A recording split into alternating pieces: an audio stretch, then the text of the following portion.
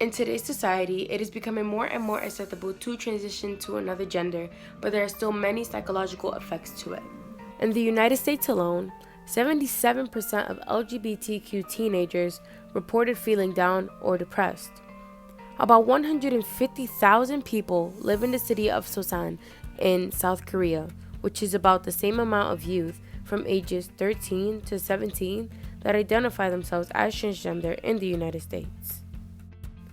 According to a study, transgender youth are at a much higher risk for mental disorders, including anxiety, depression, suicidal thoughts, and self-harm.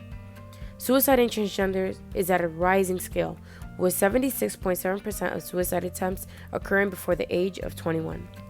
I have an aunt named Mila who is transgender. For those of you who don't know, this means that she transitioned from male to female. Growing up, I noticed how people would look at her and treat her differently.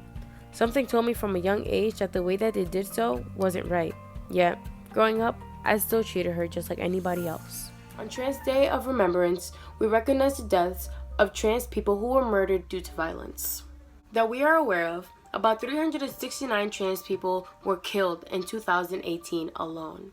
28 of those people were as young as the age of 16. I'd like to take the time to recognize some of the lives lost. Regina Denise Brown, 53. Tidy Dansbury, 37. Kiana Mattel, 35. Celine Walker, 36. And Tanya Harvey, 35.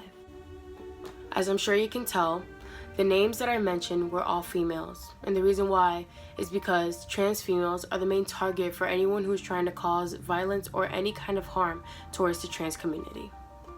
You can make a difference. Care for one another, love one another, and most importantly, accept one another. Thank you.